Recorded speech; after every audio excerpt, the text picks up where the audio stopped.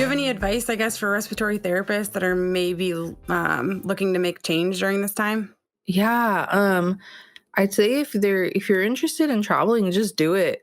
Go for it. I get messages from a lot of friends and they're like, so you as a traveler, it's scary. Your first travel assignment is always scary because you want to be prepared, you want to have your housing down, you want to have everything just go in order and go the way you think it should be. But really, you just got to do it. You just got to go for it, and whatever may be will be. You're going to hit bumps in the road with housing, especially now with like COVID going on. That was a really big thing.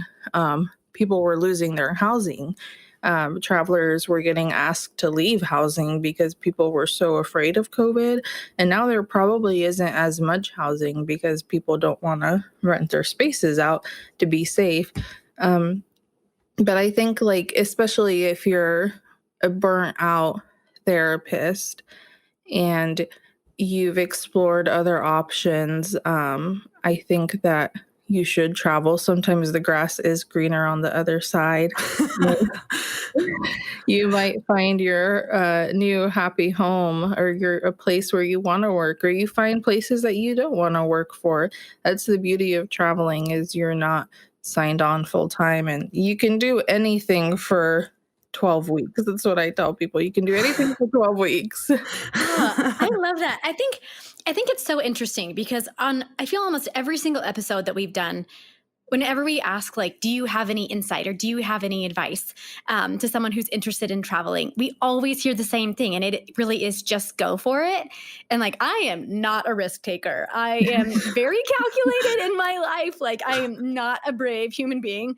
But I love that, like, so many people really share that same message. There's going to be bumps in the road. There's going to be things that are going to come up that were going to be unexpected. But at the end of the day, like, you got to just do it. And then I love what you said at the end too. It's like, at the end of the day, you can only do it for 12 or 13 weeks if you want. And maybe you realize, like, oh my gosh, home is where I'm meant to be. Or maybe it really sparks that travel bug in you. And I love that everyone always says, just do it, because I feel like it just continues to ring true. I think it's Yeah, just so great.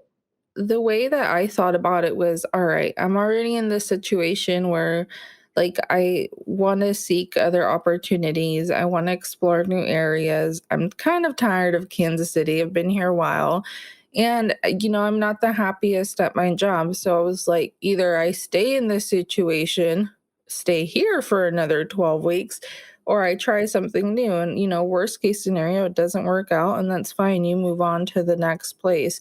It's not easy. I think as travelers, it is very fun.